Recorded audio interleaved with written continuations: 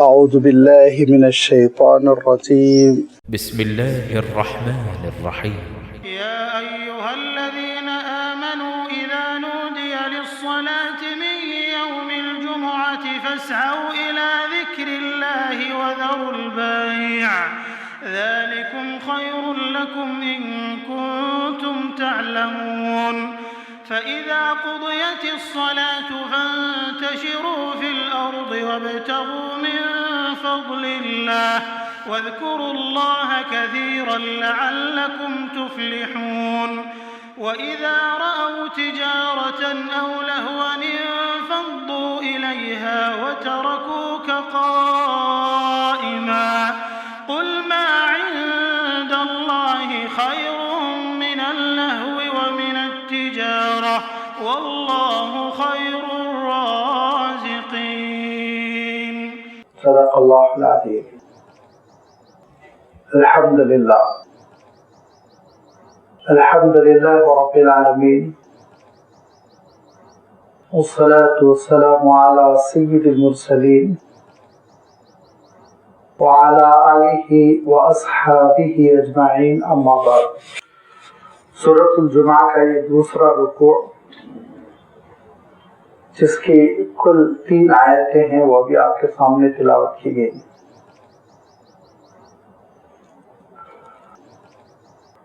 ان تینوں آیتوں میں یعنی آیت نمبر 9، 10، 11 میں اللہ تعالیٰ نے جمعہ کے احکام کا تذکرہ فرمایا.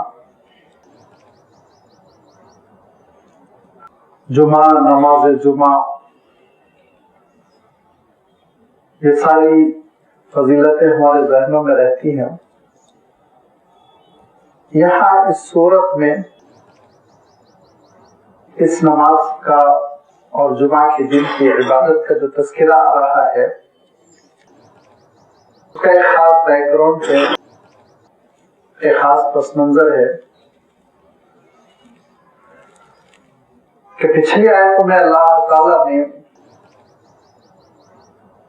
اس بات کا تذکرہ فرمایا کہ بنی اسماعیل میں حضرت اسماعیل علیہ السلام کی نسل میں اللہ تعالیٰ نے اپنے آخری رسول کا جو انتخاب فرمایا وہ اللہ تعالیٰ کا فیصلہ ہے. اللہ تعالیٰ کے فیصلے غائب ہوتے ہیں، اللہ تعالیٰ کے فیصلے نافذ ہو کر رہتے ہیں.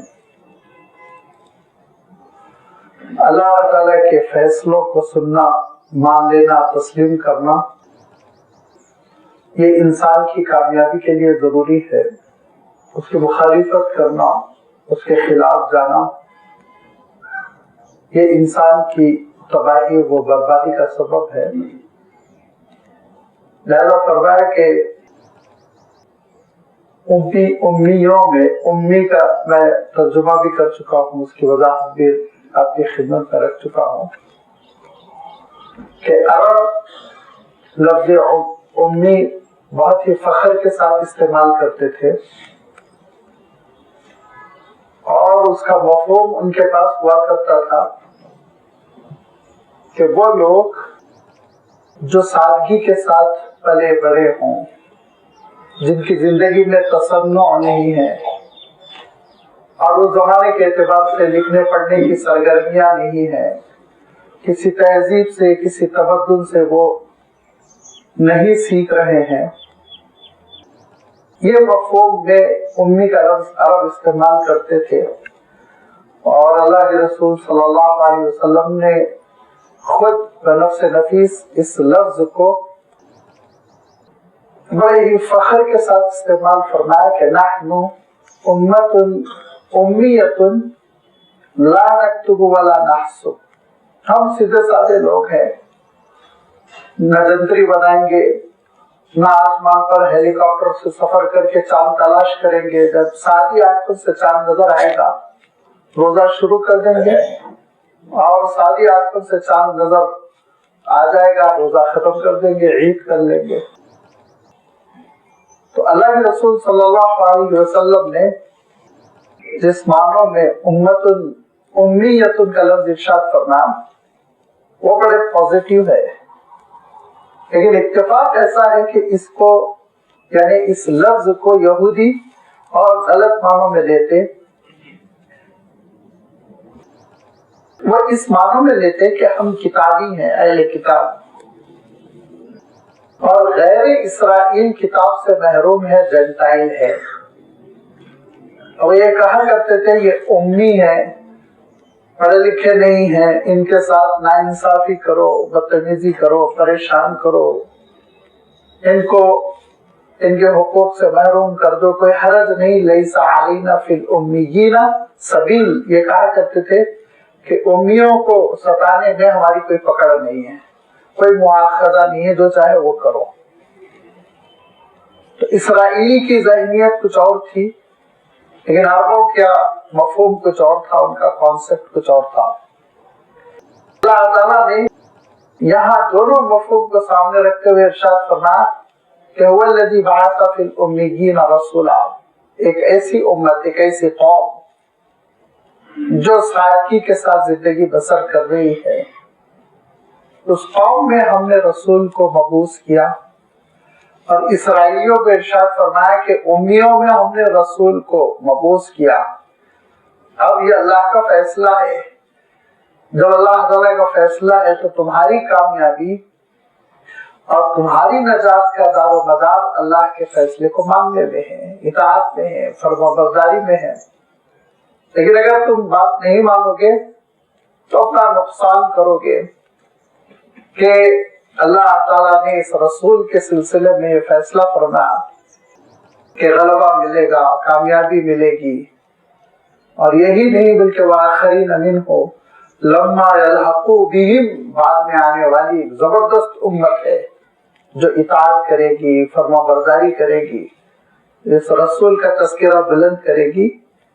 یہ ہو کر رہے گا، اور اس میں تم معنی نہیں بن سکتے، رکاوٹ نہیں بن سکتے۔ ذالک فضل اللہ یؤتیہ من یشاء، یہ فضیلتیں اللہ تعالیٰ جس کو چاہے دیتا ہے، اس میں کسی کا مشورہ، کسی کی رائے کا کوئی عمل دخل نہیں ہوتا۔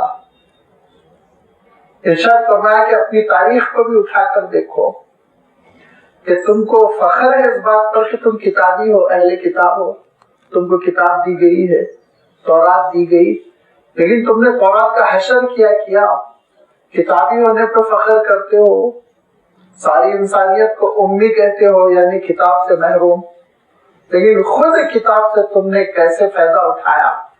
اور اس کے لیے اللہ تعالیٰ نے جو بات بیان فرمائی، تو اس کے بعد تو ان کو اپنے آپ کو کتابی یا اہل کتاب کہتے ہوئے عار اور شرم محسوس ہونی چاہیے۔ فرمایا ان کی مثال تو گدھے جیسی ہے، مثل الذین حملوا التوراۃ ثم لم يحملوها كمثل الحمار يحمل اسفارا۔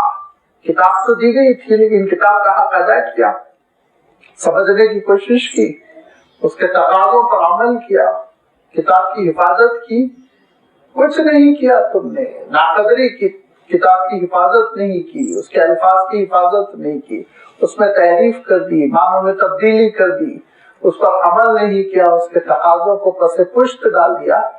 اب اس کے بعد کس چیز پر تم کو یہ فخر ہے، غرور ہے کہ ہم کتابی ہیں؟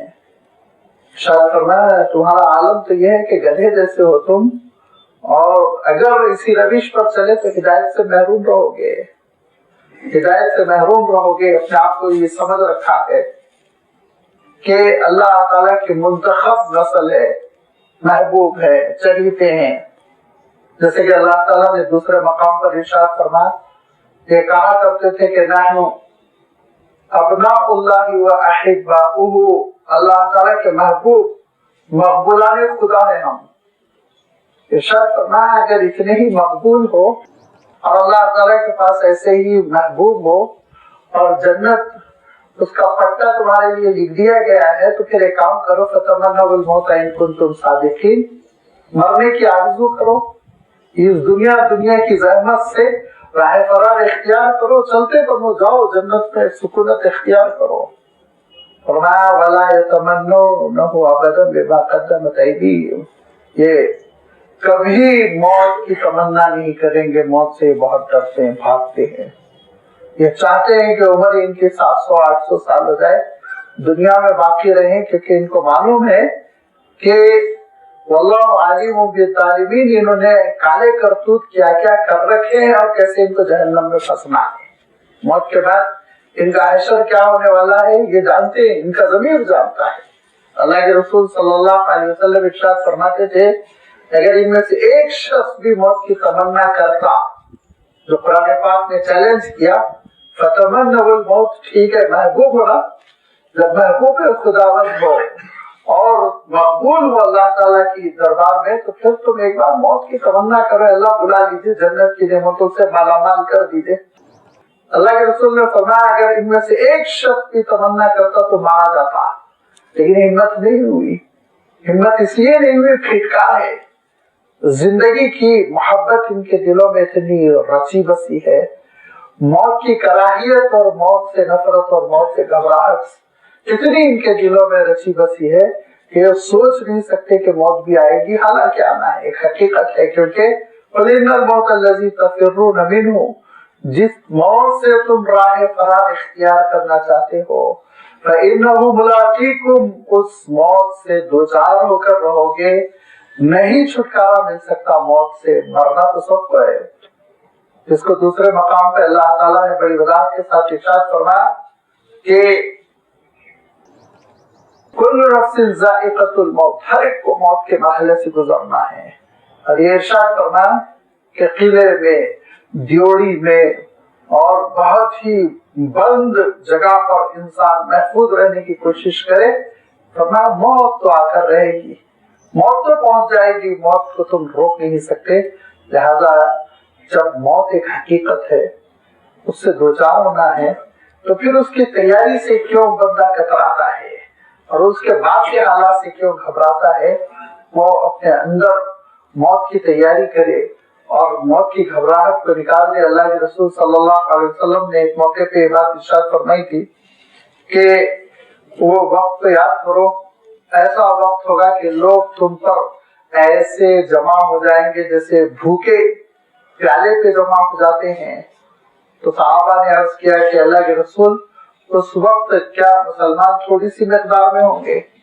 फरमाया नहीं, मिकदार तो बहुत होगी, समंदर के कफ की तरह होंगे, लेकिन तुम्हारे दिलों में जिंदगी की मोहब्बत पैदा हो जाएगी, मौत की कराहियत पैदा हो जाएगी, मौत से डरने लगोगे, बुज़दिली पैदा हो जाएगी, जिसकी वजह से कौमों की कौमें तुम पर जमा हो जाएंगी। लिहाजा मौत से डरना, मौत से घबराना ये मोमिन का शियार नहीं। ये भी अल्लाह के रसूल सल्लल्लाहु अलैहि वसल्लम ने इरशाद फरमाया, मौत की तमन्ना न करो, मौत की दुआ न करो, इस मानों में कि जो बददुआ करता है इंसान बसा औकात हालात से घबरा कर ये कह पड़ता है कि अल्लाह मुझे उठा लीजिए, अल्लाह मुझे उठा लीजिए, इस तरह की बातें न करो। इरशाद फरमाया कि अल्लाह का फैसला है, जब आना है आकर रहेगा, लेकिन मौत से घबराओ भी मत, मौत के लिए तैयारी कर रखो। फरमाया मौत क्या है? एक पुल है जिसको पार करने के बाद तुम अपने महबूब से मिलोगे, अल्लाह ताला से मुलाकात होगी। लिहाजा मौत से घबराहट, मौत से राह फरार इख्तियार करना। और बाज़ लोगों का आलम ये कि मौत के तस्किरे पर वो जरा परेशान हो जाते हैं, परेशानी पे पसीना आने लगता है। इसकी कोई जरूरत नहीं, एक हकीकत है, होकर रहेगी। ये यहूदियों की कैफियत है, ये इसराइलियों की कैफियत है कि ऐसी लंबी जिंदगी की तमन्ना करते हैं जिसकी इंतहा में मौत ही ना हो। अल्लाह ताला इरशाद फरमाता है, तुम्हारी गलतफहमी है, अगर तुमको 1000 साल जिंदगी भी मिल जाए, 1000 साल की उम्र भी मिल जाए, मौत तो आकर है, मरना तो है, दुनिया को छोड़कर जाना है। लिहाजा मौत की घबराहट की वजह से उन्होंने दुनियादारी में इतना अपने दामन को फैला दिया, इससे मशगूल हो गए, अपने पैरों को फैलाकर दुनिया में ऐसे मगन हो गए कि दीनी हकीकतों को, दीनी अहकाम को नजरअंदाज कर दिया। ये याद रखिए, जब अल्लाह ताला की मोहब्बत, दीन की मोहब्बत और अल्लाह ताला का खौफ, ये चीजें जब इंसान के दिल से निकल जाती है तो शरीयत नामी कोई चीज बाकी नहीं रह जाती। और यही वो वजह थी कि ईला नामी एक जगह पर बनी इसराइल की एक बस्ती बसी हुई थी सूरतुल माइदा में, जिसका अल्लाह ताला ने तज़किरा फरमाया। और उनसे ये कहा गया था, देखो शरीयत का ये हुक्म है کہ یوم السبت جس کو آپ سیٹرڈے کہتے ہیں ہفتے کا دن، اس دن نہ تم شکار کھیلنا، نہ تم آفس جانا، نہ تم خرید فروخت کرنا، یہ دن بس سورج نکلنے کے ساتھ تم اللہ تعالیٰ کو یاد کرنا، ذکر کرنا، عبادت کرنا، اعتکاف کی کیفیت ہونی چاہیے۔ لیکن ان کا عالم یہ تھا کہ چونکہ ساحل سمندر پر یہ رہتے تھے اور اس دن یہ دیکھتے تھے کہ مچھلیاں بہت اچھل رہی ہیں اور ان کے منہ میں پانی آتا تھا، لہذا انہوں نے کیا کیا، ہفتے کا دن جو اللہ تعالیٰ نے عبادت کے لیے ان کی شریعت میں مخصوص کیا تھا، اس دن کی ناقدری کی اور دن بھر وہ مچھلیوں کے شکار میں لگے رہتے۔ اس طور پر شکار نہیں کرتے، یہ کہتے کہ بھئی شکار تو ممنوع ہے، جائز نہیں ہے، مچھلی کا شکار آپ نہیں کر سکتے ہوں، لہذا اس دن کیا کرتے، نالیاں بناتے، نالیاں بنا کر گڑوں میں پانی لاتے اور ان نالیوں کے ذریعے سے مچھلیوں کو گڑوں میں دن بھر شفٹ کرتے رہتے، بانس لے لے کر۔ شام ہونے لگتی تو وہ نالیوں کو مٹی سے بند کر دیتے، گڑے میں مچھلی بھری رہ جاتی، دوسرے دن نکالتے اور کہتے ہم نے ہفتے کے دن تھوڑی شکار کیا، ہم نے شکار تو اتوار کے دن کیا۔ ان نادانوں کو اور زیادہ صاف ستھرے الفاظ میں احمقوں کو یہ بات نہیں سمجھ میں آئی کہ تم کو جو ہفتے کا دن شکار سے روکا گیا وہ اس لیے نہیں کہ تھوڑی آمدنی کم ہو جائے، وہ تو اس لیے کہ اس دن تم صاف ستھرے ہو کر اللہ کی عبادت کرو، نماز پڑھو، دعائیں کرو۔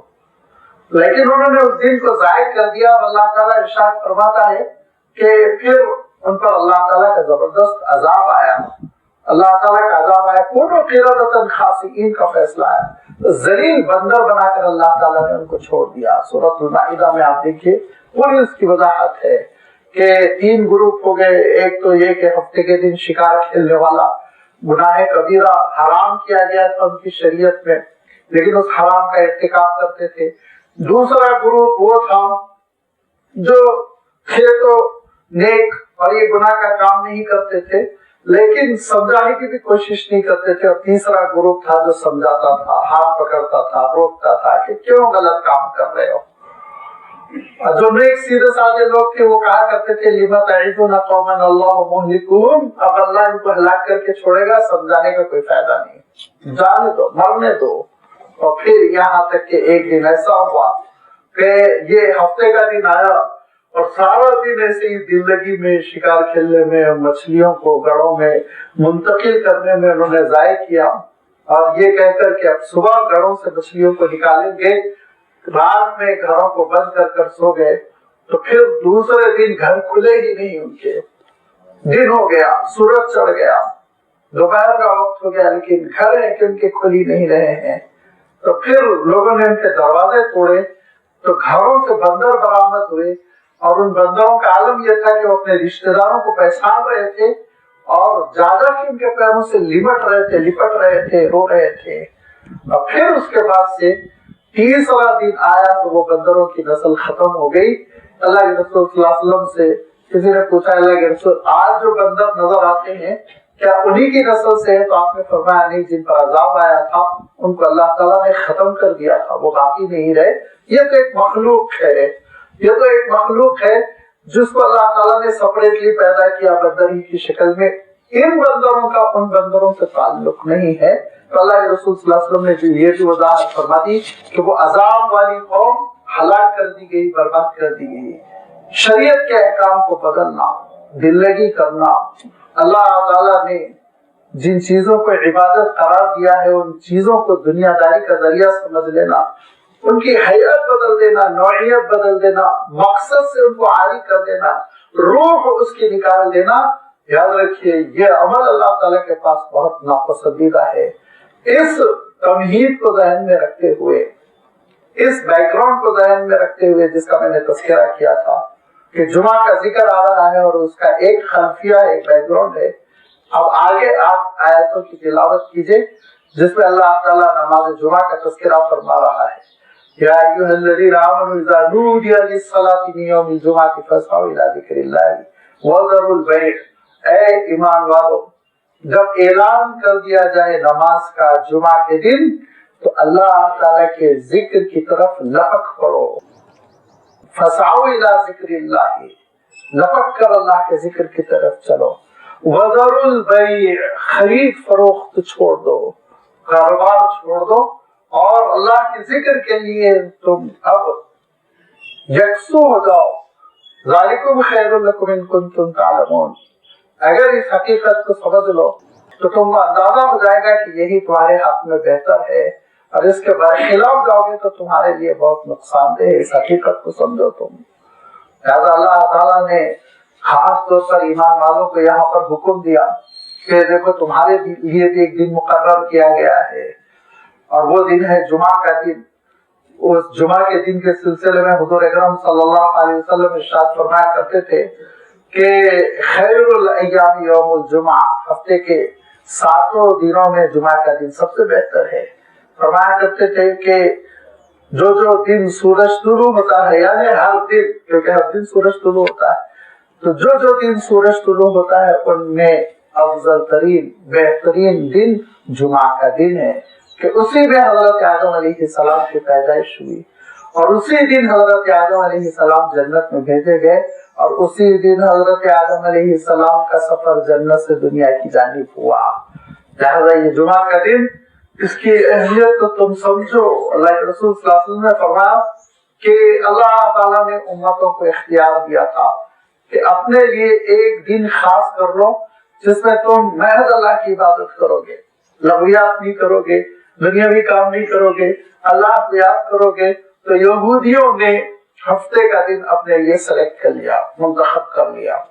इरशाद फरमाया बाद में नसारा की बारी आई तो उन्होंने इतवार का दिन अपने लिए मुंतखब कर लिया, लेकिन इरशाद फरमाया ये दोनों उम्मतों से असली दिन खता कर गया, फौत कर गया। असल फजीलतों वाला दिन तो जुमा का था, और अल्लाह ने मेरी उम्मत के लिए ये दिन मुंतखब फरमाया कि मेरी उम्मत इंशाअल्लाह इस दिन अल्लाह की इबादत करेगी। ये वो जुमा का दिन। ये जुमा का दिन अरबों में पहले कोई कॉन्सेप्ट नहीं था। वो यौमुल अरूबा कहकर हफ्ते में एक दिन जमा होते थे, वो शेर व शायरी करते थे, वो उनका अलग मसला था। लेकिन अल्लाह के रसूल सल्लल्लाहु अलैहि वसल्लम पर हिजरत से पहले जुमा की फजीलत का इशारा आ गया।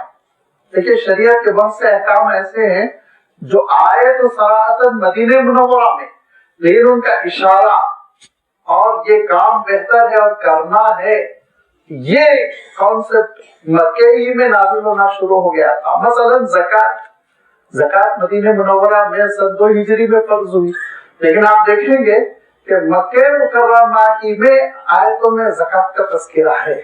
इशारा था कि ये अल्लाह ताला के पास महबूब है, मरबूब है, ये इबादत है, आगे चल के तुमको ये करना है।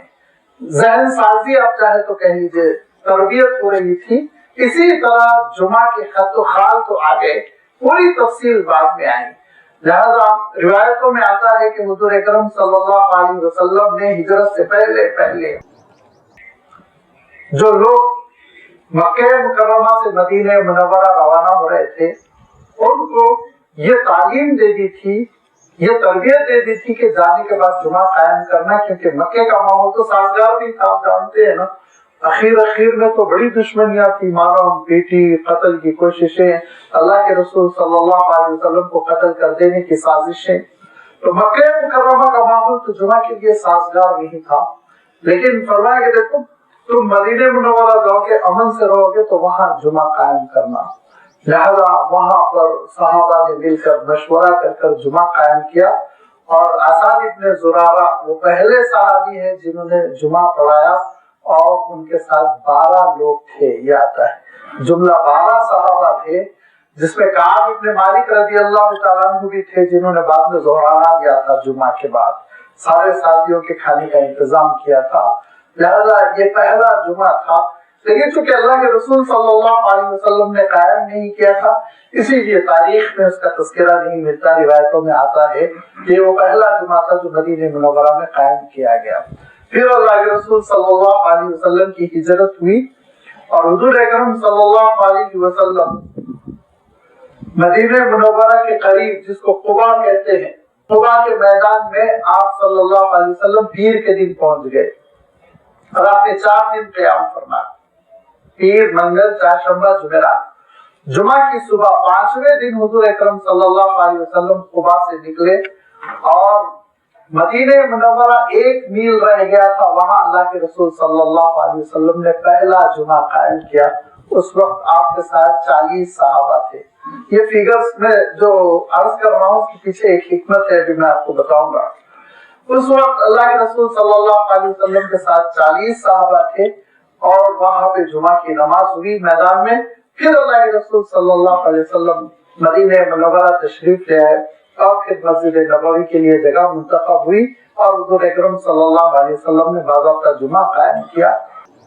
अल्लाह के रसूल सल्लल्लाहु अलैहि वसल्लम के इस जुमा कायम करने के बाद दूसरा अहम जुमा बहरैन में जौसा नामी मकाम पर हुआ।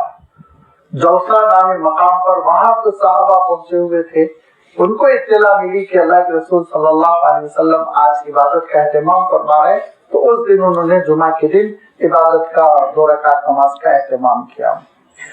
हुजूर अकरम सल्लल्लाहु अलैहि वसल्लम ने मदीने से 1 मील पहले जो जुमा कायम किया था, वहाँ आज मस्जिद जुमा है जो हजरात जाते हैं मदीने मुनव्वरा, उन्होंने विजिट किया होगा कि वहाँ एक मस्जिद है जिसका नाम ही रख दिया गया है मस्जिद जुमा।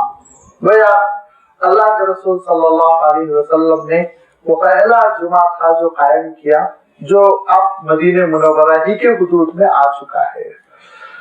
ये जुमा अल्लाह के रसूल सल्लल्लाहु अलैहि वसल्लम ने अल्लाह के हुक्म से कायम किया और फिर उसके सिलसिले में ये हुक्म जब नाजिल हुआ फसाउ इला ज़िक्रिल्लाहि व ज़रुल बैअ, तो फिर इसके सिलसिले में बड़ी तहदीद कर दी गई, हदबंदी कर दी गई कि ज़वाल के साथ अल्लाह के रसूल सल्लल्लाहु अलैहि वसल्लम यानी ज़ोहर का वक्त होने के साथ ही अल्लाह के रसूल सल्लल्लाहु अलैहि वसल्लम मस्जिद तशरीफ लाते और फिर उसके बाद अज़ान होती, फिर उसके बाद से नमाज कायम होती और फिर सलाम करने के बाद अल्लाह के रसूल सल्लल्लाहु अलैहि वसल्लम खुतबा इरशाद फरमाया करते थे, जैसे ईदैन में होता है, ईद उल फितर में और ईद उल अज़हा में आपने देखा होगा नमाज के बाद फिर खुतबा होता है।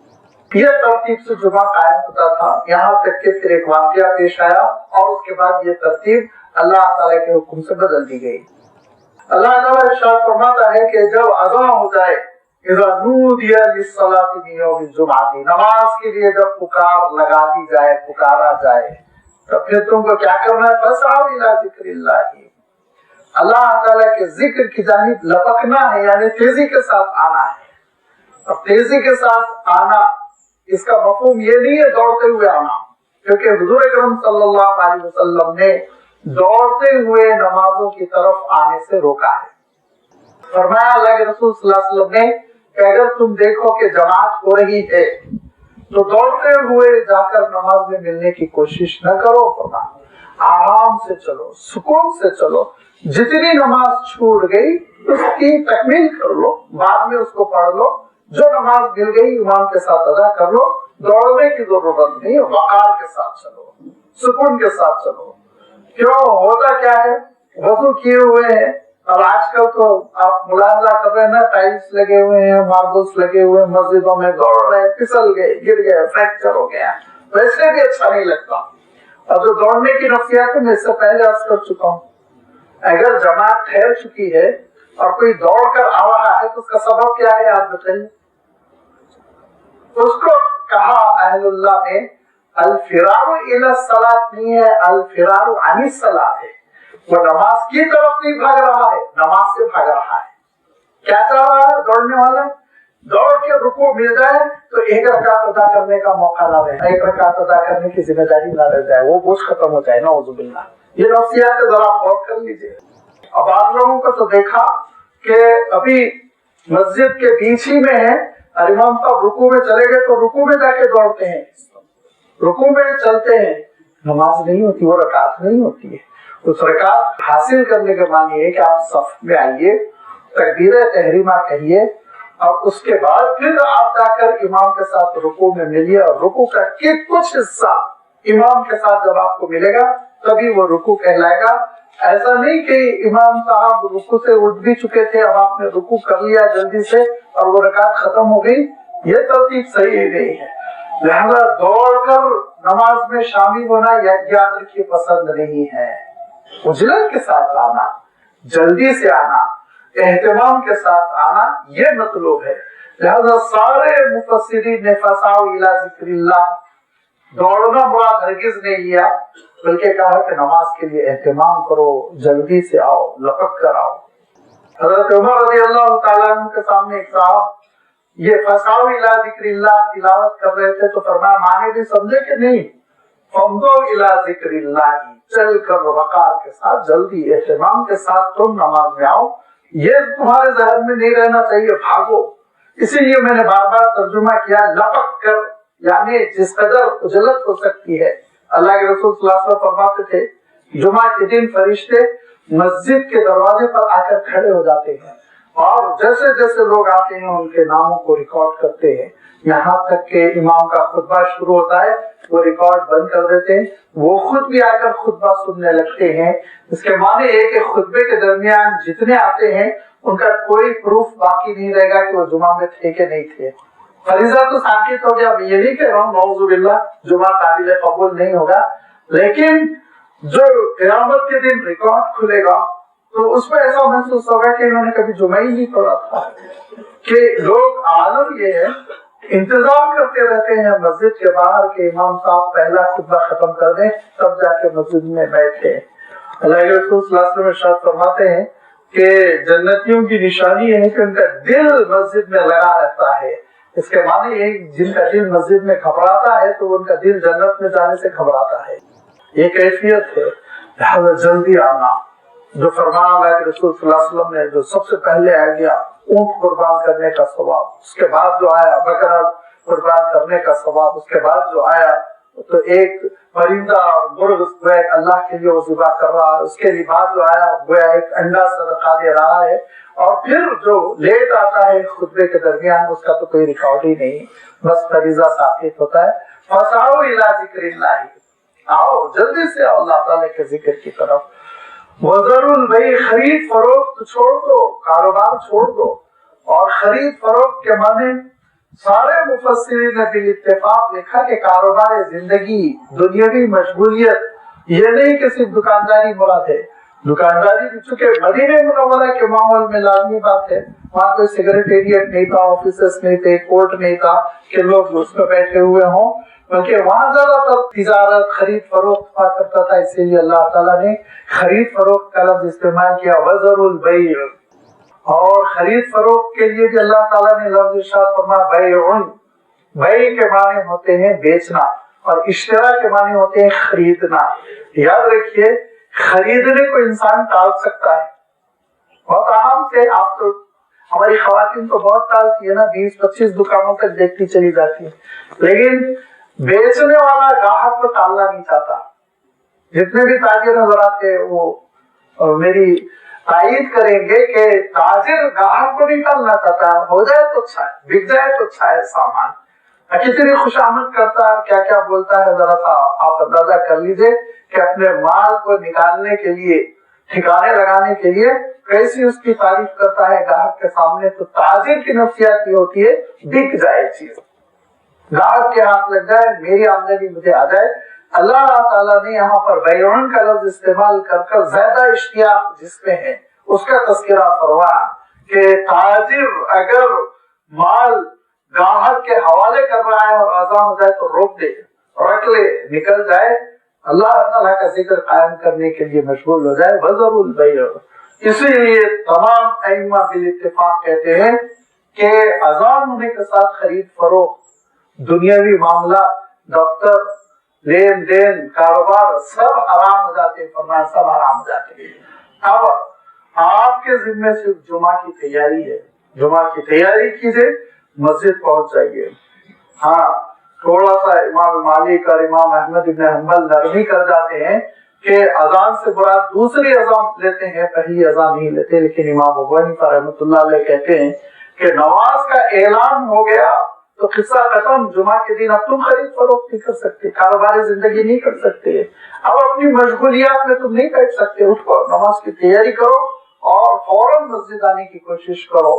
اگر ٹال مٹول کر رہے ہو تو پھر وہی یہودیت کے راستے پہ چل رہے ہو، پھر انجام وہی ہوگا.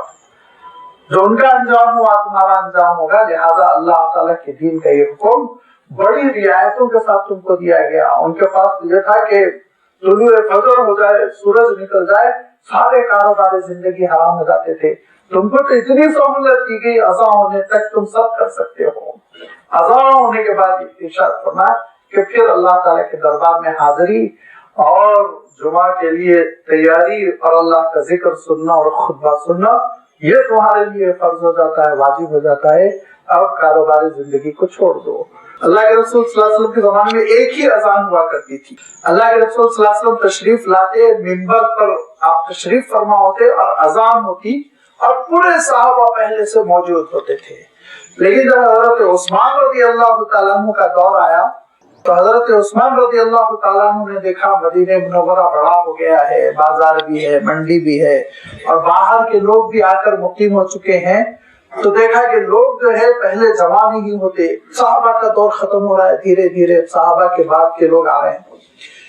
हजरत उस्मान ने देखा कि लोग जो है वैसे जमा नहीं होते जैसे अल्लाह के रसूल सल्लल्लाहु अलैहि वसल्लम के दौर में, हजरत अबू बकर के दौर में, हजरत उमर के दौर में जमा हो जाया करते थे। लिहाजा हजरत उस्मान रज़ी अल्लाह तआला अन्हु ने ज़ौरा नामी एक मकाम था, मस्जिद के सामने एक ऊंचा सा चबूतरा था, उस चबूतरे पर खड़े होकर मुअज्जिन को अज़ान देने का हुक्म दिया कि पूरे मदीने में आवाज गूंज जाए और सारे के सारे लोग हाजिर हो जाए। चुनाचे ये पहली अज़ान जो अब होती है ये हजरत उस्मान रज़ी अल्लाह तआला अन्हु के दौर से है। अब आप कहेंगे कि सारी दुनिया में क्यों कबूल कर ली गई? याद रखिए, इस्लामी शरीयत के जो सोर्स हैं उसमें पहली चीज तो है किताबुल्लाह, दूसरी चीज है हुजूर अकरम सल्लल्लाहु अलैहि वसल्लम के इरशादात हदीस, और तीसरा अहम शरीयत का सोर्स है इजमाए उम्मत। इजमाए उम्मत के मानी होते हैं कि कोई मामला उम्मत के सामने आए और पूरी उम्मत कबूल कर ले बगैर किसी इख्तिलाफ के, तो वो भी चीज वाजिब हो जाती है। याद रखिए, चूंकि हजरत उस्मान रज़ी अल्लाह तआला अन्हु का दौर है और बड़े बड़े सहाबा हैं बक़ीद हयात, हजरत अली रज़ी अल्लाह तआला अन्हु हैं और फुक़हाए सहाबा में हजरत अब्दुल्लाह इब्न मसूद हैं, हजरत अब्दुल्लाह इब्न उमर हैं, हजरत अब्दुल्लाह इब्न अब्बास हैं, बड़े बड़े और सहाबा मौजूद हैं। और हजरत उस्मान ने ये इरादा फरमाया, ऐलान फरमाया कि एक अज़ान पहले और हो जाए और फिर लोग जमा हो जाए तो खुतबे की अज़ा हो। तो सारे सहाबा ने उसको कबूल किया, किसी ने तनकीद नहीं की, तो गोया इजमा है, इत्तेफाक है। ये एक ऐसा एग्रीमेंट है जिसको आप नजरअंदाज नहीं कर सकते, जिसकी अहमियत को आप घटा नहीं सकते। उसी दिन से ये दो अजानों का मामला है, बल्कि तीन अजान। पहली अजान वो जो जुमा से पहले दे दी जाएगी, दूसरी जो खुतबे से पहले, तीसरी जो नमाज से पहले जिसको आप इकामत कहते हैं। ये तीन अजानें हैं जुमा के दिन। अब अगर कोई इसमें इख्तिलाफ करता है तो लाज़मी बात है कि अल्लाह ताला ने ये बात इरशाद फरमाई कुरान मजीद में कि सारी उम्मत, सारी मिल्लत, सारे मोमिनों का जो रास्ता है उस रास्ते को छोड़कर कोई दूसरा रास्ता इख्तियार करता है तो नुवल्लिही मा तवल्ला, तो हम भी उसके रुख की जानिब उसको आगे बढ़ाते हैं। और आगे क्या इरशाद फरमाया, वसयस्ला सईरा, धीरे धीरे ये मौसूफ जहन्नम तक पहुंच जाते हैं। वसयस्ला सईरा, जहन्नम की जानिब इसका रुख हो गया। लिहाजा इजमाए उम्मत से पूरी उम्मत जिस पर काम कर रही है उसके खिलाफ नहीं जाना चाहिए, इन्हिराफ नहीं करना चाहिए। हजरत उस्मान रज़ी अल्लाह तआला अन्हु के दौर से ये अजान शुरू हुई जो अब आपके हैदराबाद में 12:30 बजे होती है, लेकिन अरब इलाकों में जैसे ही जोहर का वक्त हो गया वो अज़ान हो जाती है। उसके बाद फिर लोग जमा हो गए और जमा होने के बाद से इमाम साहब खुतबे के लिए मिंबर पर आते हैं और वो दूसरी अज़ान होती है जो हुजूर अकरम सल्लल्लाहु अलैहि वसल्लम के दौर से राइज है। ये दूसरी अज़ान के बाद तो फिर सिवाय खुतबा सुनने की किसी चीज की इजाजत नहीं, बस बाज़ अइम्मा ने हल्की फुल्की 2 रकात नमाज पढ़ने की इजाजत दी। बाज़ अइम्मा ने कहा नमाज भी नहीं पढ़ना है क्योंकि अल्लाह ने फरमाया फसाउ इला ज़िक्रिल्लाह। ये जो खुतबे की शक्ल में अल्लाह ताला की याद हो रही है और दीन की याद दहानी कराई जा रही है, और जो जिक्र है, खुतबा क्या है, अल्लाह की हम्द व सताइश है, कुरान मजीद की आयतें हैं, हुजूर अकरम सल्लल्लाहु अलैहि वसल्लम पर दुरूद है, ये सारी चीजें खुतबे में हैं। और حضرت عبداللہ ابن مسعود رضی اللہ تعالیٰ عنہ نے فرمایا کہ اللہ کا ذکر، حضور اکرم صلی اللہ علیہ وسلم پر درود و سلام، قرآن مجید کی آیتیں، احادیث، یہ ذکر ہے فرمایا. اور اگر بادشاہوں کی تعریف، اور یہ حضرت عبداللہ ابن مسعود رضی اللہ تعالیٰ عنہ کا موقف اور جملہ ذرا عرب خطبہ کو معلوم ہونا چاہیے، بلکہ حرم کے خطیبوں کو بھی معلوم ہونا چاہیے کہ کیا فرمایا. اور بادشاہوں کی تعریف، ان کی حمد و ستائش، یہ ذکر شیطان کا، یہ ذکر شیطان ہے. اللہ کا ذکر ہو، صرف کتاب اللہ ہو، اللہ کے رسول صلی اللہ علیہ وسلم کی سنت ہو. یہ نہیں کہ خادم الحرمین شریفین، ان کی توصیف، ان کی تعریف، ان کے کارناموں پہ روشنی ڈالی جا رہی ہے. صاف فرمائے ذکر الشیطان ہے، شیطان کا ذکر، اللہ کا ذکر نہیں.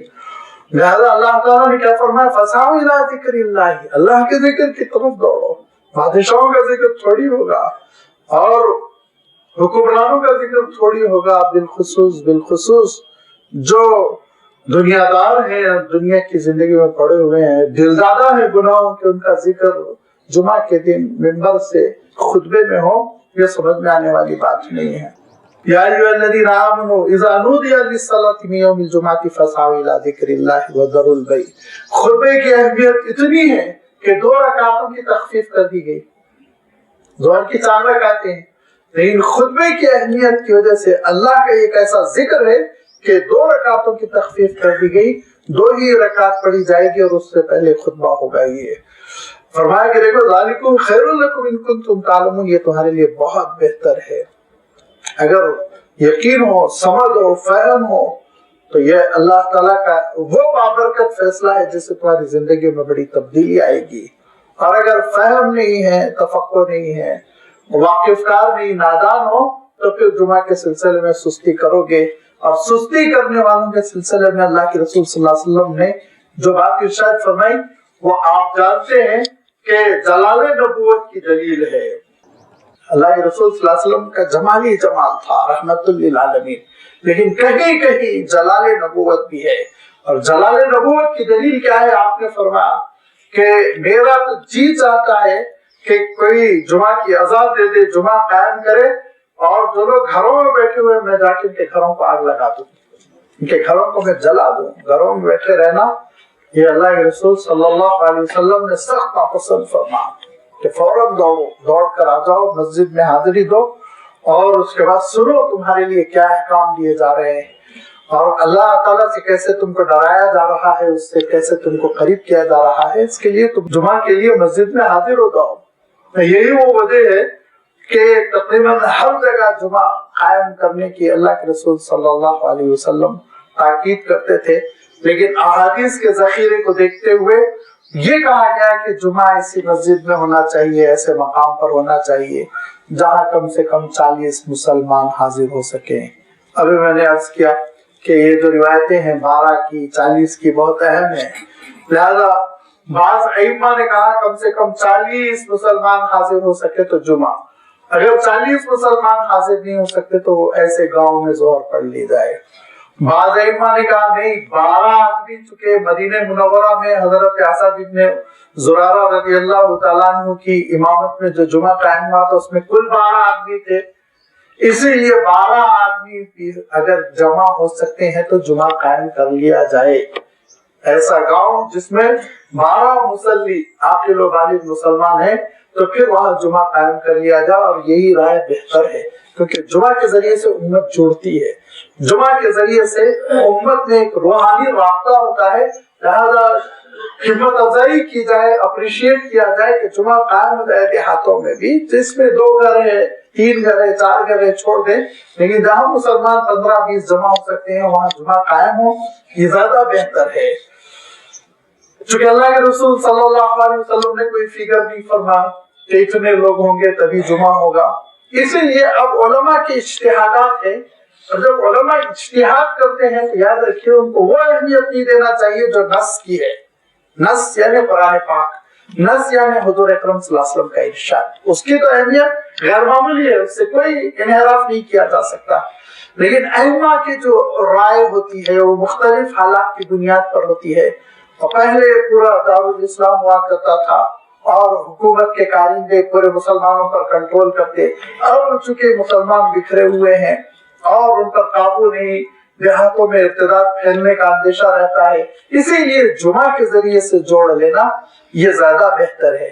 اور ایک بات میں بتاؤں کہ یہ جمعہ قائم کرنے کی شرط ہے کہ کس بستی میں آپ جمعہ قائم کریں گے.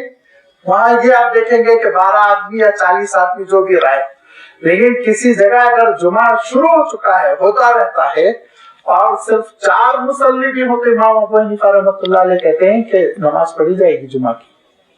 کسی گاؤں میں مثلا 150 مسلم گھر ہیں, لیکن کسی وجہ سے سب نکلے ہوئے ہیں, کہیں گئے ہوئے ہیں, اور 4 ہی آدمی مسجد میں آ جائے تب بھی جمعہ ہوگا. جمعہ قائم ہونے کی شرط الگ ہے اور جمعہ جاری رکھنے کی شرط الگ ہے, یاد رکھیے. تو جمعہ جاری رکھنے کے لیے تو 4 آدمی بھی پہنچ جائے تو آپ جمعہ قائم کر لیں گے. یہ وہ جمعہ ہے جس کے سلسلے میں اللہ تعالیٰ ارشاد فرماتا ہے, دیکھو اللہ کے ذکر کے لیے دوڑ پڑو, خرید فروخت ختم کر دو, یہ تمہارے لیے بہتر ہے اگر تم اس کی حقیقت کو سمجھ لو. فرمایا کتنا کرم کیا اللہ تعالیٰ نے تمہارے ساتھ.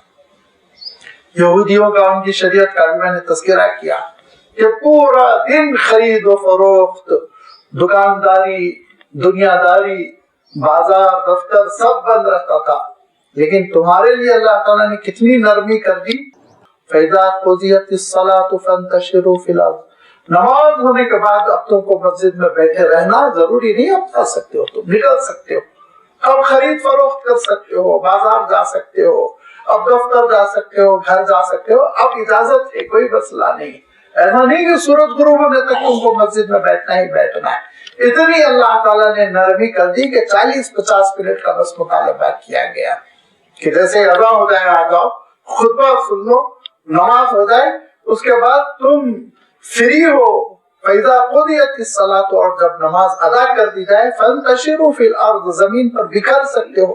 وَابْتَغُوا مِنْ فَضْلِ اللَّهِ, اور اللہ کا فضل تلاش کرو تجارت کے ذریعے سے, اللہ کا فضل تلاش کرو خرید فروخت کے ذریعے سے. لیکن یاد رکھو وَاذْكُرُوا اللَّهَ كَثِيرًا لَعَلَّكُمْ تُفْلِحُونَ, منڈی میں پہنچ کر, دفتر میں پہنچ کر, گھر میں پہنچ کر اللہ کو فراموش نہ کرو, اللہ کو یاد کرتے رہو تاکہ تم بامراد ہو جاؤ, کامیاب ہو جاؤ. لہذا نماز تک کی یہ پابندی ہے کہ نماز ہونے تک مسجد میں حاضر رہنا چاہیے. نماز کے بعد پھر انسان گھر جا سکتا ہے, بازار جا سکتا ہے, خرید فروخت کر سکتا ہے. اور بعض تابعین نے تو یہ کہا کہ اس دن ضرور کچھ خرید فروخت کر لو, کیونکہ اللہ تعالیٰ نے فرمایا وَابْتَغُوا مِنْ فَضْلِ اللَّهِ, اللہ کا فضل ہے اس دن, تو تھوڑا بہت کچھ خرید فروخت کر لو تاکہ اللہ کا فضل مل جائے. لیکن یہ کوئی واجب نہیں, ضروری نہیں. یہ اہل اللہ کے معاملات ہوتے ہیں کہ قرآن مجید کے سارے مفہوم پہ عمل کرنے کی وہ کوشش کرتے ہیں. بس اتنا اللہ تعالیٰ نے ارشاد فرمایا کہ جیسے ہی نماز ہو جائے تم کو اجازت ہے کہ تم مسجد سے نکل پڑو, اپنے گھروں کو جاؤ, بازار جاؤ, دفتر جاؤ, تم فری ہو, اپنے کام کر سکتے ہو. لیکن فرمایا وَاذْكُرُوا اللَّهَ كَثِيرًا, اللہ کو خوب یاد کرنا, اللہ کو خوب یاد کرنا. میں ہمیشہ عرض کرتا رہتا ہوں کہ کون سی عبادت ہے جس کے ساتھ اللہ تعالیٰ نے کثیرن کا لفظ ارشاد فرمایا؟ اقیموا الصلاۃ کثیرن ہے کہیں قرآن پاک میں, وآتوا الزکاۃ کثیرن ہے کہیں نہیں. تنہا ایک اللہ کا ذکر ایسی عبادت ہے جس کا تذکرہ اللہ تعالیٰ نے ہمیشہ کثیر کے ساتھ فرمایا. الذاکرین اللہ والذاکرات کثیرا, اللہ کا بکثرت ذکر کرنے والے, خوب ذکر کرنے والے, ہمیشہ اللہ کو یاد رکھنا. ایسا کہ الذین یذکرون اللہ قیاما وقعودا وعلی جنوبہم, فرمایا ذکر کثیر کب ہوگا؟ جبکہ کھڑے ہوئے بھی تم اللہ کا ذکر کرتے رہو, بیٹھے ہوئے بھی اللہ کا ذکر کرو, لیٹ بھی رہے ہو تو اللہ تعالیٰ کا ذکر کرتے ہوئے لیٹو. یہ ہے اللہ کو یاد کرنا. کوئی آیت پڑھتے ہوئے, لا الہ الا اللہ پڑھتے ہوئے, سبحان اللہ کہتے ہوئے, الحمدللہ کہتے, اللہم صلی علی نبی کا کہتے ہوئے, کوئی بھی استغفار, درود, آیت, سب اللہ کا ذکر. بس اللہ کو ایک بار یاد کرنا. یا کام کا آغاز کر رہے ہو تو بسم اللہ کہہ دو, کام کا اختتام کر رہے ہو الحمدللہ کہہ دو. ذکر کی اتنی شکلیں ہیں کہ افضل ترین شکل نماز ہے, اور سب سے آسان شکل یہ ہے کہ اللہ تعالیٰ کے نام سے, اس کی تسبیح سے, اس کے ذکر سے تم کام شروع کرو, کام ختم کرو. اور جس کے لیے نہ وضو شرط ہے, نہ قیام شرط ہے, نہ قعود شرط ہے, جس پوزیشن میں ہو تم کر سکتے ہو. یہ ہے اللہ تعالیٰ کا ذکر. وَاذْكُرُوا اللَّهَ كَثِيرًا. اللہ کے رسول صلی اللہ علیہ وسلم نے فرمایا صدق المفردون. مفردون کا ترجمہ ہم کر سکتے ہیں یونیک قسم کے لوگ، منفرد قسم کے لوگ. وہ آگے بڑھ گئے، کامیاب ہو گئے. صحابہ نے کہا من المفردون یا رسول اللہ، یہ یونیک قسم کے کون ہیں؟ تو فرمایا الذاکرون اللہ کثیرا، بکثرت اللہ کا ذکر کرنے والے. یہ بہت آگے بڑھ گئے، یہ سبقت لے جانے والے ہیں. لہذا اللہ کے رسول صلی اللہ علیہ وسلم فرماتے تھے جو اللہ تعالیٰ کو یاد کرتا رہتا ہے اور جو اللہ کی یاد سے غافل رہتا ہے، فرمایا دونوں کی مثال سن لو. اللہ کو یاد کرنے والا زندہ ہے، جو اللہ کو یاد نہیں کرتا وہ مردہ ہے، میت ہے، لاشے کی مانند ہے. فرمایا لاشے کی مانند ہے. اللہ تعالیٰ کو یاد کرتے رہو. اور اس سے پہلے بھی میں حدیث کوٹ کر چکا ہوں کہ مجلس جم جاتی ہے، بات چیت تھوڑی دیر ادھر ادھر کی، چائے نوشی ہو رہی ہے. فرمایا اگر بغیر اللہ کے ذکر کے اس مجلس سے تم اٹھ گئے تو تم حرام مردے پر سے اٹھے، جیسے جانور کی لاش کھا کر اٹھ رہے ہو. فرمایا کہ کم سے کم ایک بار استغفار کر لو، اللہ کا شکر ادا کر لو، اللہ کا ذکر کر لو، حمد و ستائش کوئی کلمہ کہہ لو. اللہ کے رسول صلی اللہ علیہ وسلم ارشاد فرماتے جب میں معراج پر گیا تو حضرت ابراہیم علیہ السلام سے جب میری ملاقات ہوئی تو حضرت ابراہیم علیہ السلام نے فرمایا بہت بڑی بات ارشاد فرمائی، بہت بڑی بات ارشاد فرمائی کہ فرمایا حضرت ابراہیم کہتے ہیں وقرا امتی کا سلام، اے رسول اپنی امت کو میرا سلام کہیے، اپنی امت کو میرا سلام کہیے اور ان سے یہ کہہ دیجئے کہ جنت بہت بڑی نعمت ہے، بہت بڑی نعمت ہے، لیکن وَأَنَّهَا قَيْعَانٌ، ابھی وہ چٹیل میدان ہے. فرمایا مسطح میدان ہے، یہاں سے وہاں تک ابھی اس میں کوئی چیز نہیں ہے، اگرچہ کہ اس کی مٹی وہ مشک کی طرح ہے اور اس کا پانی بڑا میٹھا ہے، لیکن ہے ابھی چٹیل میدان. فرمایا اس میں پودے لگانا ہے نا، اس میں پودے لگانا ہے تو پھر امت سے کہیے سبحان اللہ بحمدہ سبحان اللہ العظیم. تو ایک ایک ذکر پر ایک ایک پودا، ایک ایک ذکر پر کتنا بڑا آپ کا فارم ہاؤس ہو جائے گا جنت میں تیار. سوچئے اللہ کا ذکر کرتے رہنا کتنی آسان شکل ہے کہ اٹھتے بیٹھتے ذکر کر لیا جائے. کہیں الحمدللہ کہہ لیجئے، کہیں آپ یہ کہہ لیجئے کہ بسم اللہ. حضور اکرم صلی اللہ علیہ وسلم فرماتے تھے تم پانی پی رہے ہو، پانی پینا ہماری کتنی اہم ضرورت ہے، کتنے بار ہم پانی پیتے ہیں. اور میں پانی پیتے ہوئے بسم اللہ کہہ دو اور 3 گھونٹ پینے کے بعد الحمدللہ کہہ دو تو تمہارا پانی پینا عبادت ہے، تمہارا پانی پینا عبادت ہے. اللہ تعالیٰ کو ہمیشہ یاد رکھنا. سو رہے ہیں اللہ کے ذکر پر سو جائے، آنکھیں کھل جائے، بیدار ہو جائے، اٹھنے کے ساتھ ہی اللہ تعالیٰ کا ذکر کر لے. الحمدللہ الذی احیانا بعد ما اماتنا والیہ النشور. پوری نیند عبادت ہو جائے گی، سب اجر ملتا چلا جائے گا. واذکروا اللہ کثیرا، اللہ کو بکثرت یاد رکھو، اللہ کو بکثرت یاد کرتے رہو، اللہ سے غافل نہ ہو. یاد رکھو اللہ سے غافل ہو جاؤ گے شیطان مسلط ہو جائے گا. فانسا ذکر اللہ، بھلا دے گا تم کو اللہ تعالیٰ کو، اللہ تعالیٰ تمہارے ذہنوں سے فراموش کر دے گا وہ. لہذا شیطان کو اپنے آپ پہ مسلط نہ کرو، ذکر کرتے رہو، ہمیشہ اللہ تعالیٰ کو یاد کرتے رہو. کھانے سے پہلے اللہ کو یاد کرو، کھانا ختم ہونے کے بعد. پانی پینے سے پہلے اللہ کو یاد کرو، پانی پی لینے کے بعد اللہ کو یاد کرو. بسم اللہ کہہ کر بیٹھو، الحمدللہ کہہ کر کھڑے ہو جاؤ. گاڑی چلا رہے ہو اللہ کا ذکر کرو، گھر میں کھانا بنا رہے ہیں خواتین اللہ کا ذکر کرتی چلی جائیں. ہر موقع پہ اللہ کا ذکر کرتے رہو تو پھر لعلکم تفلحون، تاکہ تم بامراد ہو جاؤ، کامیاب ہو جاؤ. وہ نعمتیں تم کو ملیں گی جس کا تم کو اس دنیا میں اندازہ نہیں. یہ اللہ کا ذکر مطلب. وہ جمعے کا خطبہ وہ تو ایک واجب شکل ہے، لیکن اس کے بعد اللہ تعالیٰ کے ذکر کے دروازے بند نہیں ہوتے. ہمیشہ اللہ تعالیٰ کو یاد کرتے رہنا. اسی لیے اللہ کے رسول صلی اللہ علیہ وسلم ارشاد فرماتے تھے کہ دیکھو جمعہ کے دن ایک گھڑی ایسی ہے جس گھڑی میں بندے مومن نماز پڑھتا ہوا جب کھڑا ہوتا ہے تو اللہ تعالیٰ اس کے ہر دعا قبول کر لیتا ہے، ہر دعا قبول کر لیتا ہے. تو حضرت عبداللہ ابن سلام رضی اللہ تعالیٰ عنہ بڑے صحابی ہیں. جیسے ہی اللہ کے رسول صلی اللہ علیہ وسلم مدینہ منورہ تشریف لائے وہ شور سنے اللہ کے رسول آ رہے ہیں، اللہ کے رسول آ رہے ہیں، تو گھر سے نکل پڑے. بہت بڑے یہودی عالم تھے، لہذا گھر سے نکل پڑے, حضور اکرم صلی اللہ علیہ وسلم کو دیکھتے ہی کہا کہ یہ نبی صادق ہے, یہ سچے رسول, چہرہ بتا رہا. قریب آئے, اسلام قبول کیا. اسلام قبول کرنے کے بعد کہا کہ اللہ کے رسول ذرا آپ یہودیوں میں امتحان لیجیے, ان کو جمع کیجیے اور میرا تذکرہ کیجیے. حضور نے جمع کیا, 2-4-8 یہودی آگے تو کہا عبداللہ بن سلام کیسے ہیں؟ تو کہا کہ ہمارے بہت بڑے عالم ہیں, ہمارے بڑے عالم ہیں, بڑے اسکالر ہیں, ہم سب ان کی بات مانتے ہیں, آپ بہت بڑے عالم کے بیٹے ہیں. تو کہا انہوں نے اسلام قبول کر لیا. اللہ کے رسول نے کیا فرمایا؟ انہوں نے مجھے نبی اور رسول تسلیم کر لیا. تو فوراً یہودی نے کہا ہوا جاہل ابن جاہل, جاہل بھی ہے, جاہل کا بیٹا بھی ہے. یہ ان کے دلوں میں بہت عداوت تھا. لیکن اللہ تعالیٰ ارشاد فرماتا ہے کہ ان کمبختوں کے جاہل کہہ دینے سے کیا ہوتا ہے. اے عبداللہ ابن سلام, لوگ تمہارا ذکر اپنی کتاب میں کرتے ہیں, وہ شاہد من بنی اسرائیل, کہ اللہ کے رسول آپ سچے رسول ہیں, آپ کی سچائی اور صداقت پر بنی اسرائیل کے ایک عالم گواہی دے رہے ہیں. شاہد من بنی اسرائیل, سورۃ الاحقاف میں اس کا اللہ تعالیٰ نے تذکرہ فرمایا.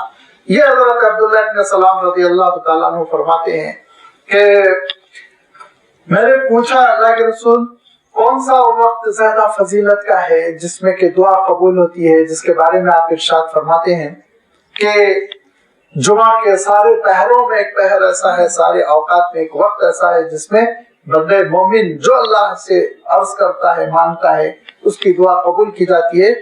تو اللہ کے رسول صلی اللہ علیہ وسلم نے فرمایا کہ جب سورج غروب ہو رہا ہو, جمعہ کا دن ختم ہو رہا ہو, عصر بعد اور مغرب شروع ہونے سے پہلے پہلے.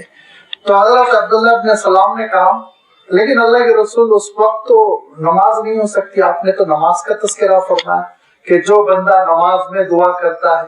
تو فرمایا دیکھو جب تک ایک بندہ نماز کے انتظار میں مسجد میں بیٹھا ہوتا ہے تو وہ نماز میں ہوتا ہے. لہذا مسجد میں بیٹھ کر جب اللہ تعالیٰ کو یاد کرتے ہوئے اللہ سے دعا کی جاتی ہے تو جمعہ کے دن یہ گھڑی بڑی اجابت کی گھڑی ہوتی ہے, یہ وقت بہت ہی دعاؤں کی قبولیت کا وقت ہوتا ہے. پھر دوسرا تذکرہ اللہ کے رسول صلی اللہ علیہ وسلم سے صحابہ نے یہ بھی لیا کہ جب کہ امام خطبہ دینے کے لیے برآمد ہو جائے دعاؤں کی قبولیت کی گھڑی شروع ہو جاتی ہے. لہذا یہ وہ وقت ہے جس میں اللہ کا یاد کرنا, اللہ تعالیٰ کا ذکر کرنا, درود شریف کا اہتمام کرنا.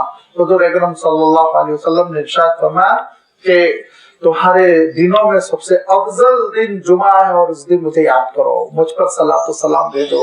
ایک مرتبہ تم میرے لیے رحمت کی دعا کرو گے, اللہ تعالیٰ تمہارے سلسلے میں 10 رحمتوں کے فیصلے کرے گا. جو مجھ پر ایک مرتبہ درود بھیجے, من صلی علیہ واحدا صلی اللہ علیہ عشرا, اللہ اس پر 10 درود کے فیصلے, رحمت کے فیصلے کرے گا. فرمایا کہ جب تم جمعہ کے دن درود بھیجو گے میرے سامنے یہ تحفے میری خدمت میں پیش کیے جائیں گے. ذرا آپ سوچیے کتنا اچھا دن ہوگا ہمارا کہ اس دن ہمارا تذکرہ ہوگا اللہ کے رسول صلی اللہ علیہ وسلم کی مجلس میں کہ یہ دیکھیے جو ہم نے ایسے لوگوں کو دیکھا جو 1,000 مرتبہ درود شریف پڑھتے تھے جمعہ کے دن.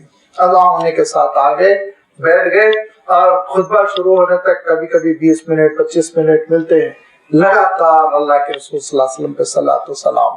لہذا دعاؤں کا اہتمام, درود کا اہتمام, سورۃ الکہف کی تلاوت کا اہتمام, یہ سب اعمال جمعہ میں سے ہے. اور بھی بہت تفصیل ہے فقہی کہ غسل کرنا, اچھے سے اچھا کپڑا پہننا, جو خوشبو میسر ہو وہ لگانا, یہ سارے جمعہ کے آداب میں سے ہیں جن کی فضیلتیں حدیث میں آئی ہیں.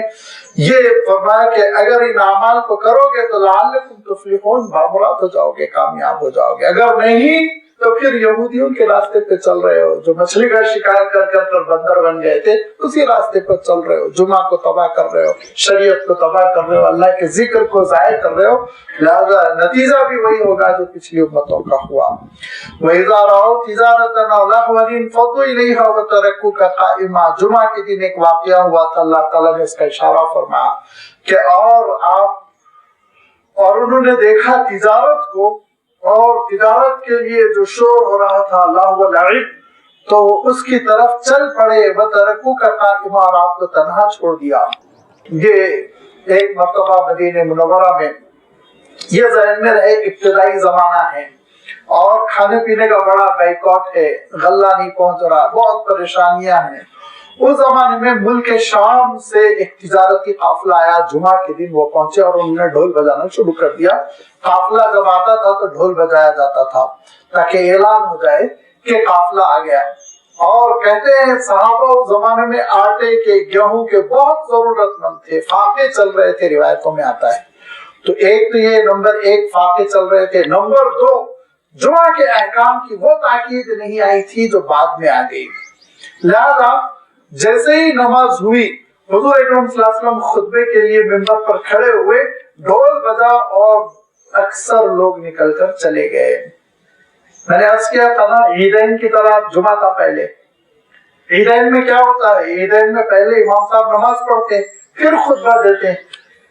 اللہ کے رسول صلی اللہ علیہ وسلم نے یہی معمول اپنایا تھا جمعہ میں بھی، کہ آپ صلی اللہ علیہ وسلم پہلے نماز پڑھ لیتے پھر خطبہ دیا کرتے تھے۔ لہذا خطبہ ہو رہا تھا وَتَرَكُوكَ قَائِمًا، سب اللہ کے رسول صلی اللہ علیہ وسلم کو کھڑے ہوئے خطبہ دیتے ہوئے چلے گئے۔ صرف 12 صحابہ تھے، جس میں 4 تو خلفائے راشدین اور پھر حضرت سعد ابن ابی وقاص، حضرت بلال، حضرت عبداللہ ابن مسعود، حضرت عبداللہ ابن سلام، یہ جلیل القدر 12 صحابہ تھے جو بیٹھے تھے، خطبہ سنتے رہے، باقی لوگ چلے گئے۔ تو حضور نے فرمایا اگر تم لوگ بھی اٹھ کر چلے گئے ہوتے تو اللہ کی جانب سے آگ لپکتی، وہ بستی کو جلا دی ہوتی، لیکن تم لوگ ہو جو فرض کفایہ کر رہے ہو، جس کی وجہ سے اللہ تعالیٰ کا غضب ٹھنڈا ہو رہا ہے۔ لیکن اللہ تعالیٰ نے اس کے بعد لوگوں کو تاکید کر دی کہ یہ خطبہ سننا ہے، اور اس کے لیے پھر اللہ کے رسول صلی اللہ علیہ وسلم کو یہ بتلایا گیا کہ پہلے خطبہ ہو جائے پھر نماز ہو۔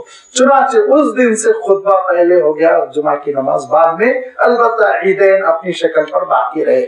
اللہ کے رسول صلی اللہ علیہ وسلم نے اس دن سے خطبہ شروع کر دیا، پہلے کہ اذان ہوتی، خطبہ ہوتا، پھر اس کے بعد 2 رکعت نماز پڑھنے کے بعد دعا، اور نماز کے بعد اللہ تعالیٰ نے اجازت دے دی کہ تم اپنے گھروں کو جا سکتے ہو۔ وَإِذَا رَأَوْا تِجَارَةً، اور جب کہ دیکھا انہوں نے تجارت کو، أَوْ لَهْوًا انفضوا إِلَيْهَا، یا پھر یہ اللہ ولعب، شور جو ڈھول تاشے بج رہے تھے، انفضوا إِلَيْهَا، دوڑ پڑے اس کی جانب، وَتَرَكُوكَ قَائِمًا، اور آپ کو تنہا چھوڑ دیا۔ قُلْ مَا عِندَ اللَّهِ خَيْرٌ مِّنَ اللَّهِ وَمِنَ التِّجَارَةِ، ان سے اے رسول آپ کہہ دیں کہ جو اللہ کے پاس ہے وہ اس کی تجارت اور یہ لہو و لعب سے بہت بہتر ہے، وہ اجر اور اللہ تعالیٰ کے خیر کے فیصلے وہ اس تجارت سے کہیں افضل ہے، کیونکہ واللہ خیر الرازقین، بے شک اللہ تعالیٰ بہترین رزق دینے والا ہے۔ اللہ تعالیٰ رزق دیتا ہے تو کوئی روک نہیں سکتا۔ لہذا یہ نہ سمجھے کہ نماز پڑھنے سے میرا گاہک مس ہو جائے گا، یہ نہ سمجھے کہ نماز پڑھنے سے آفیسر آ کر چلا جائے گا، یہ نہ سمجھے کہ نماز پڑھنے سے میرا دنیا کا فلاں نقصان ہو جائے گا، ہرگز نہیں۔ تم اللہ کا کام انجام دو، اللہ تعالیٰ تمہارا کام انجام دے گا، غیب سے رزق کے دروازے کھولے گا، خیر و برکت کے فیصلے فرمائے گا، اللہ کی رحمتوں سے کبھی مایوس نہ ہو۔ واللہ خیر الرازقین، وہ بہترین رزق دینے والا ہے۔ وآخر دعوانا ان الحمد للہ رب العالمین۔